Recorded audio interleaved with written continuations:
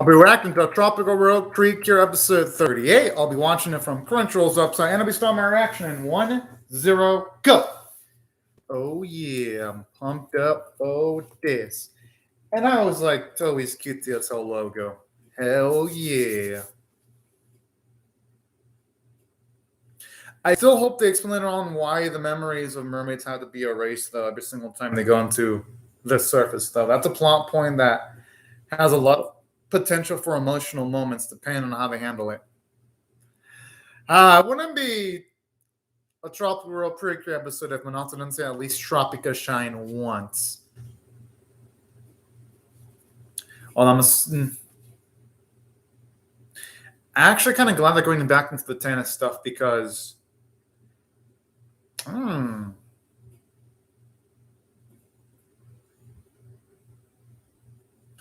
I'm kind of glad they're showing off his pops again too. Because when it comes to Asuka's pops, he made an impression on me in the first episode that was introduced.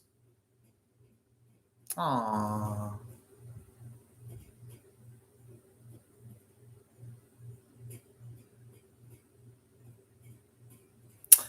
I mean, our only option is to try to join a club again. That might be one way of doing it.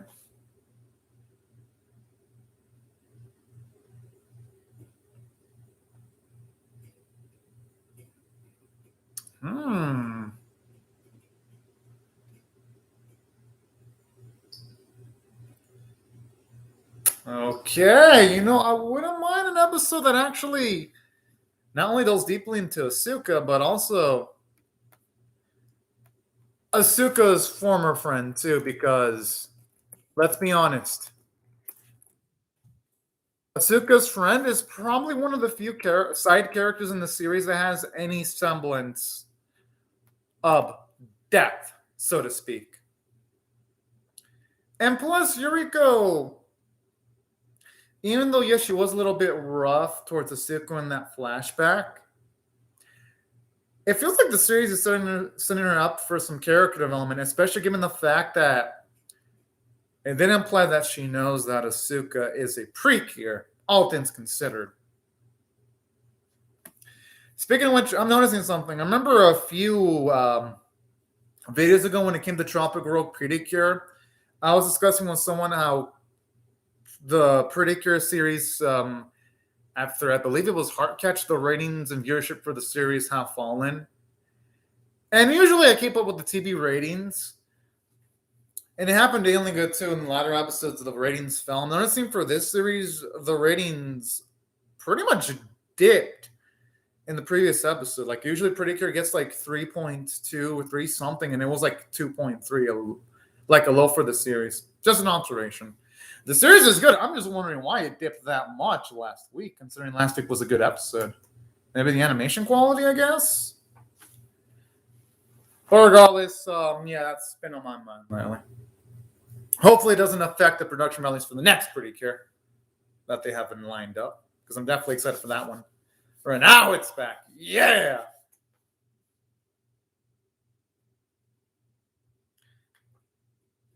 I just don't know what Yuriko's going to do, though, in the meantime, now that she's going to retire, though.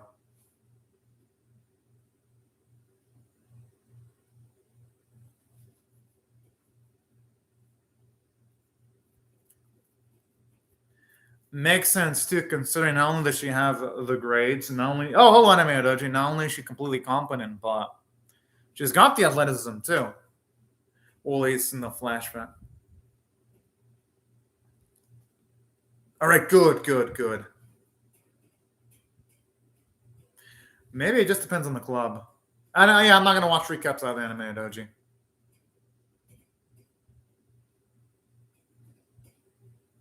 Yes! I need that weekly dose of Tropical shining from Monatsu's mouth. Her saying it in narration form just doesn't cut the same.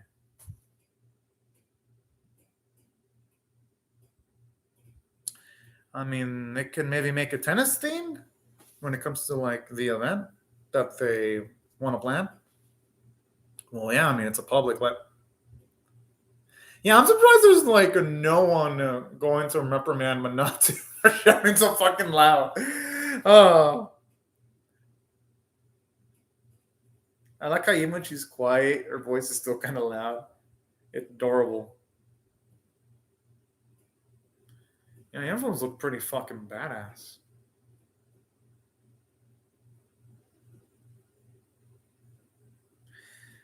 And I love Asuka's face there too, because you can tell by her eyes she longs to go there.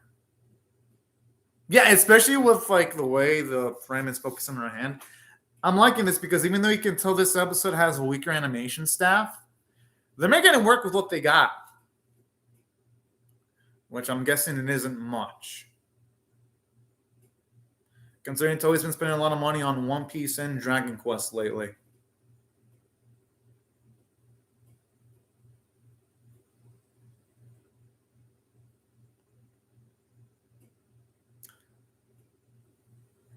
I mean, hey, might as well. I love her nervous face. Oh. But this is good though because I do want to see what type of school Asuka actually wants to go into. At least front and center. Yeah, you can definitely tell the animation quality is definitely falling off the wayside for this episode. Kind of makes you wonder if they're going to have another big episode soon.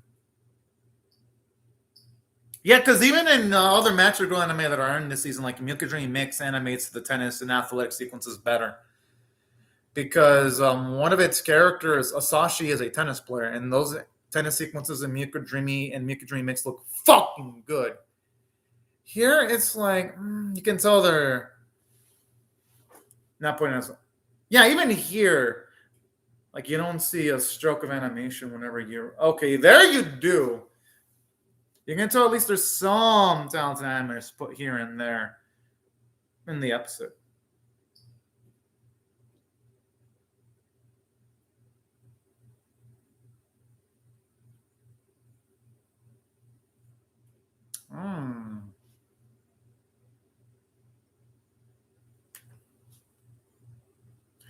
Oh man, it's gonna take a while for them to get used to the new status quo though.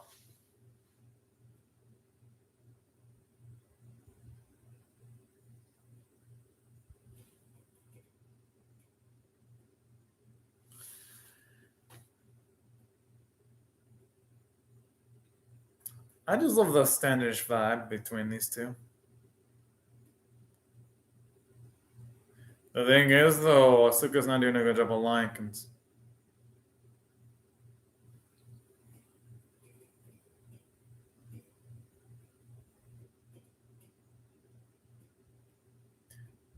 I mean, Asuka's gonna have to realize eventually that in order to get things what you want in life, you're gonna have to take up some things that you don't like, and Asuka's gonna have to eventually accept the fact that the past is the past.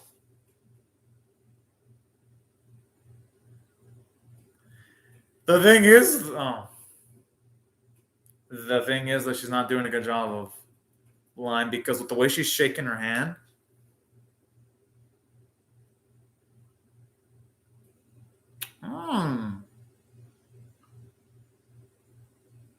I'm assuming, considering that Shiratori's been practicing, she's going to be able to defeat Asuka.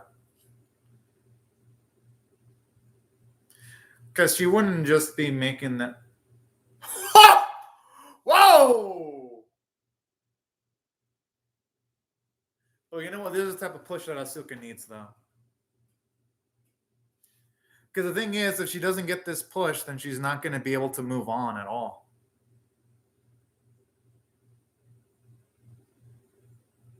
Damn. I'd be kind of scared to incur the wrath of the Witcher delays if I was in their position.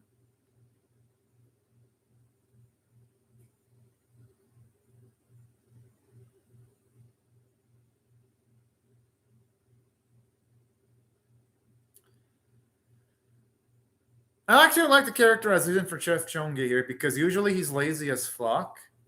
But I like how they emphasize the fact that if it's for the Witcher delays, they'll instantly try to get motivation without complaining.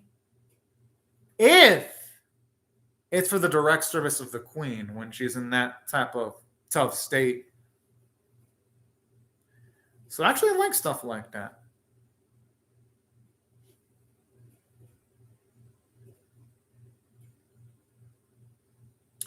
Oh. Talk about some high stakes here. Damn, okay, that's some conviction right there, straight up. But that says a lot about Shiratori, though, because it shows you how much she acknowledges Asuka's ability, even though Asuka hasn't been, I'm assuming she hasn't been playing tennis for a while. That says a lot about her. Yeah, but I'm going to have no time to watch JoJo anime, Dojo. I haven't even caught up on part 5 yet, so don't even expect reactions to that anytime soon. Until next year for me.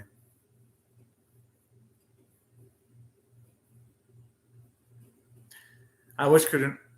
Yeah! All right, at least we got a weekly dose of stuff. Because that never gets old for me.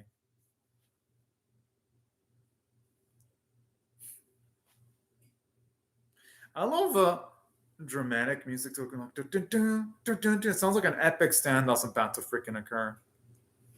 And not that I mind one bit.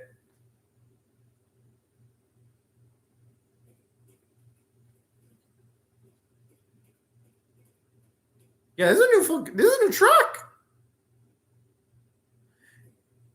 Yeah, even though you can tell the animators and Toei are not into this, whoever's in charge of the music freaking is. So credit to them.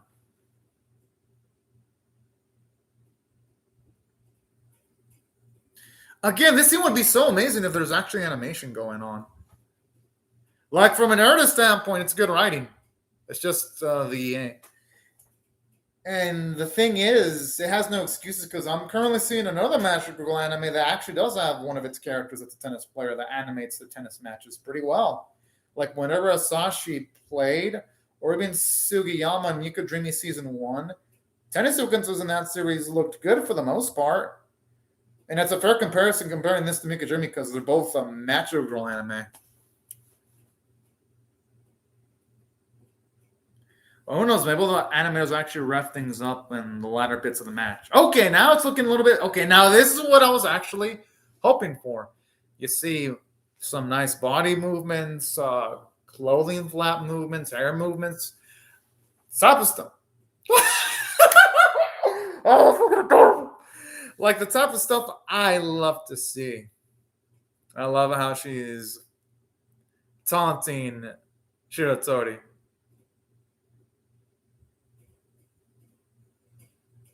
Yeah, be doing the fucking dirty laundry into the fucking streets now. That's kind of cute to see how tough their bond is, though. I mean, the wallet thing is much more realistic. Anyone would like feel like cheering up with the one who lost the wallet, especially there's a lot of money in there. I haven't seen Digimon yet. I'm gonna see it after Precure, though.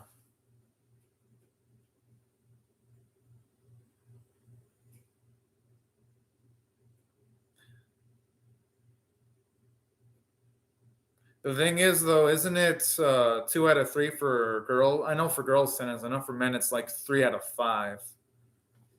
At least when it comes to like professional tennis.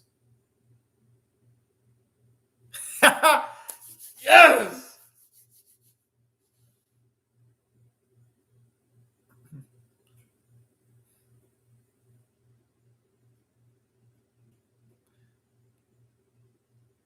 I mean, even if that's the case, Asuka is probably keeping up with her conditioning still.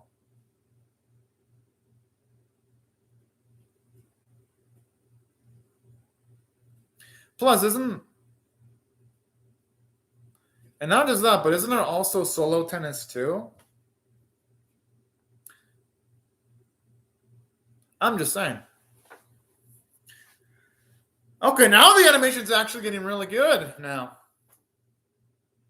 All right, at least finally Shiratori says that straight up instead of keeping her feelings on the inside. That's actually really damn cute and adorable there. Because Asoju, even though she has And abrasive personality shows you she really does care on the inside. And cares a lot. It actually gives her a lot of depth here.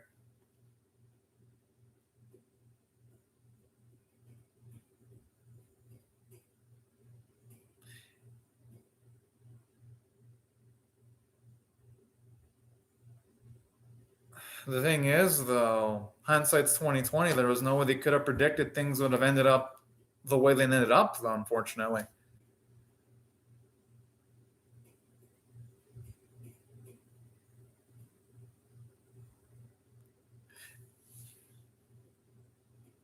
Kind of. She fucking knows with the way she's talking. She knows that Asuka's a Precure.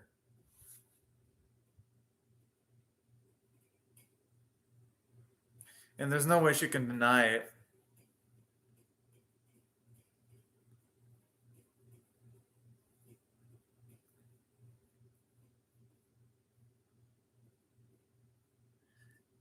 I love this bit here because it shows you how much she really does.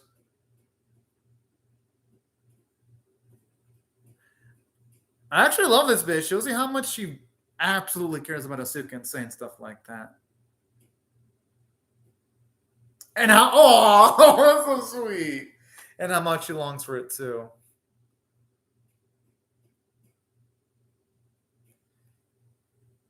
Hey, I'm not going to blame her, Asuka.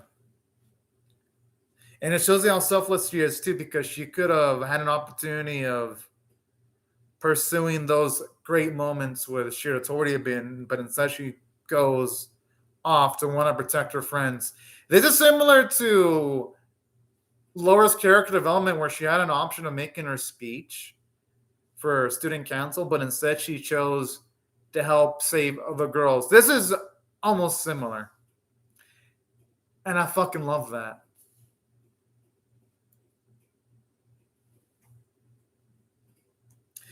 And now this is what I truly dig, because here's something that this series hasn't done enough of. Usually in this series, it feels like Laura is the de facto leader of the team, which I don't mind that.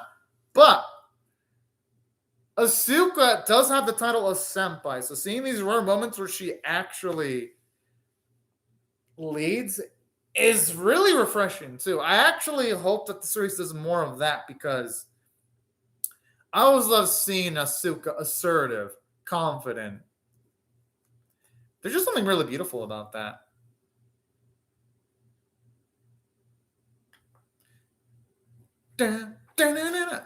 Yeah, this track, man, always gives me fuzzy vibes. Because it makes me want to dance. Obviously, though, I'm not going to dance in a reaction video because then my headphones would fucking rip out. And these headphones are expensive. I'd be pretty fucking...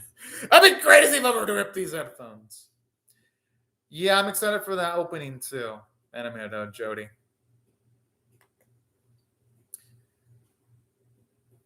Count on the rings. Kiro Flamingo! Oh, man, I was on that pose.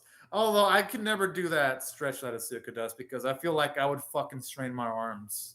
And I need to work tomorrow, so I'm not going to try to copy too much poses, because I do work tomorrow. I always love that sound effect. Okay, that attack would fucking go. Okay. I always love it how this series always has Songo do her shield at least once a week.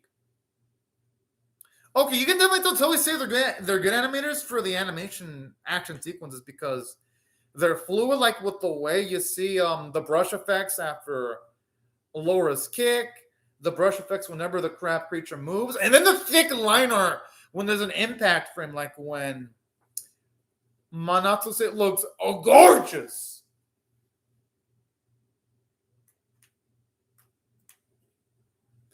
I wonder if she's going to utilize like a tennis-like attack with the ricochet effect to hit. Yeah! Considering the tennis motif, it would make sense that she would use a tennis-like attack.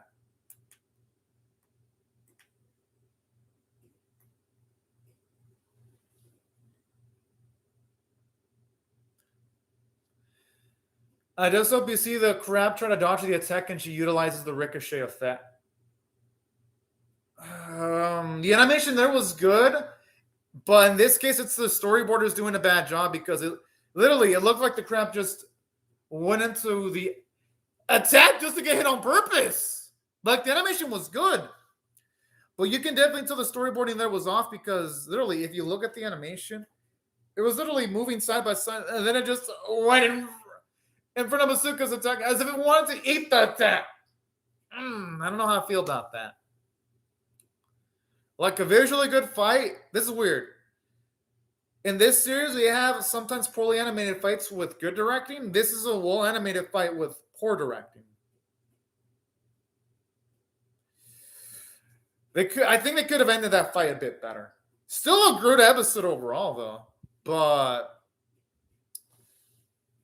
whoever's in charge of directing the episode, I hope they learn from their mistakes. The main attack does look glorious, though. Especially the victory pose. That never gets old. Yeah, it's going to be crazy next week for sure, animated, Jody. I do wonder if they're ever going to turn a human. If they're ever going to turn a human, though, into a Yanare Zenzen, though.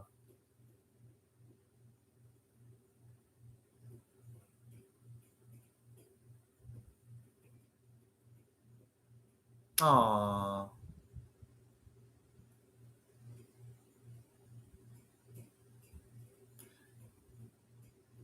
All right, that's good. Hopefully Asuka can make it through studying. Phoenix Academy, that's my guess. I hope she says it, though.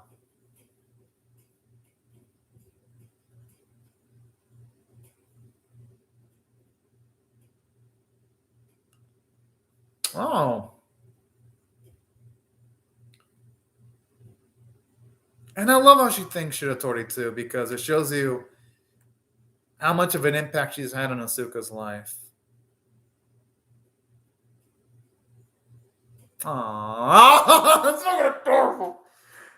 And all the implication there, because when she says, wait for me, that definitely implies that she's...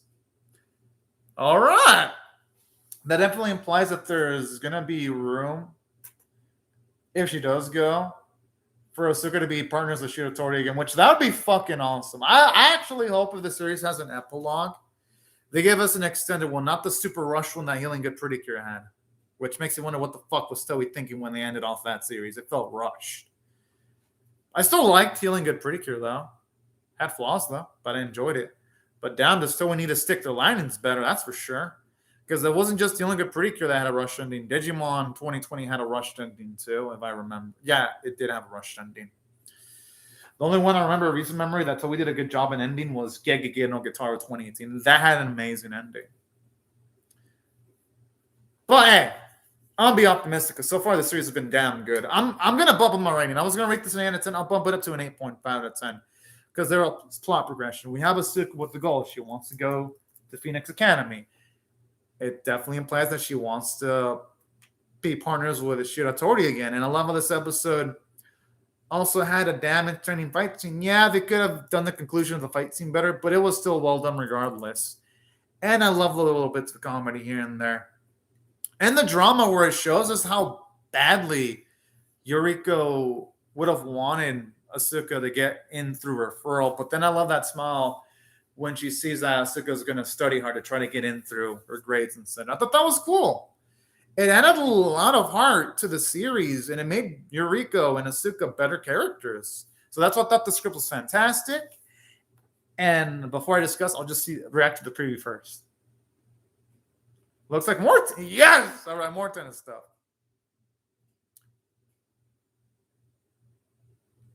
All right, another Songwoo episode because she needs one.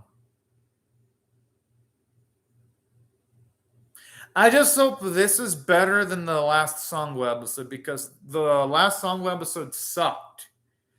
Let's just be honest. It sucked. So hopefully this one's actually good because Songwoo really needs a good episode. You already have Yuriko with multiple great episodes in the series. I don't even have to say anything about Manasa and Laura because those two are well-defined characters. Even Minarin's had a good episode. Songwoo needs one.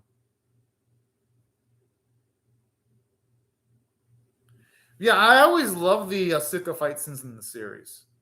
You can definitely tell Toei likes her. The only thing I'm worried about is like the preview for Sango's episode, because I'm noticing again, just like Sango's previous episode, you can definitely tell Toei's D-level teams doing a Sango episode because the animation quality looks really horrible. It looks bad.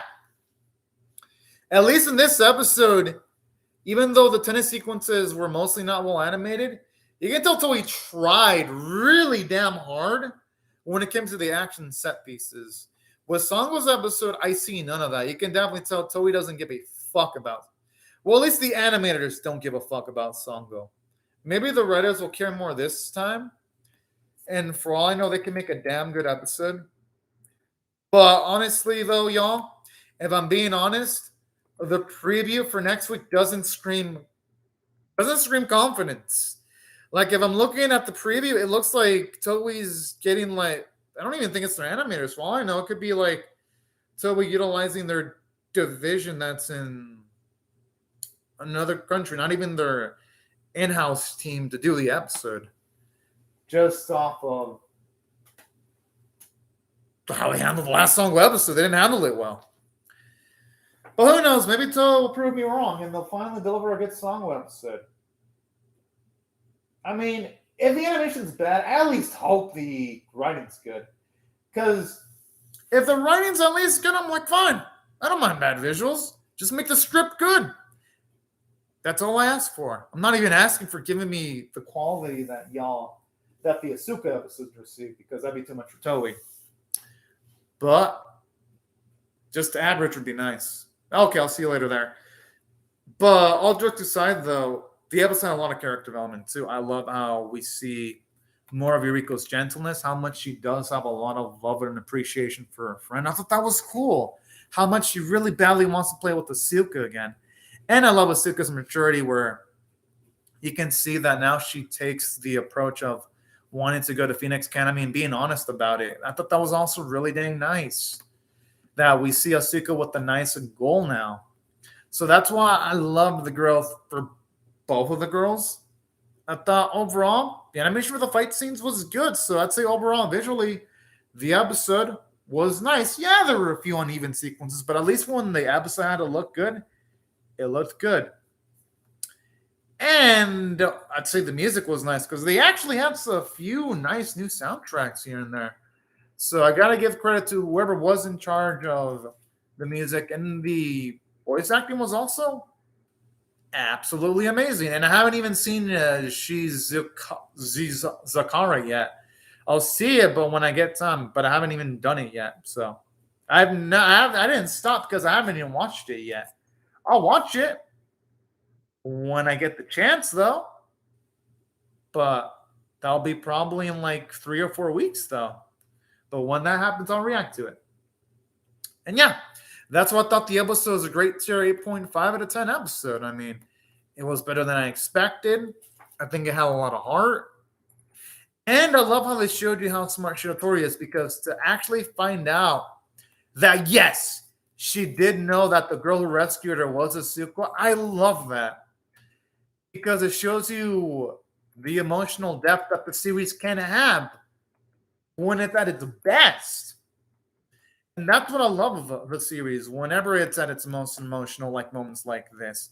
And I love how Asuka didn't even deny that one bit. That was fucking badass. And instead of taking the opportunity of trying to like get the referral, she instead instantly goes to the aids of her friends, even though her friends did tell Asuka that she can stay there to play tennis against Shiratori. That was also another scene that really stood out to me from an emotional standpoint. That's why I absolutely loved it. And yeah, these are my thoughts on the episode, y'all. I would really love to hear your thoughts on how I feel about my reaction or the episode itself in the comment section below. Thanks for the info, Anime Doji.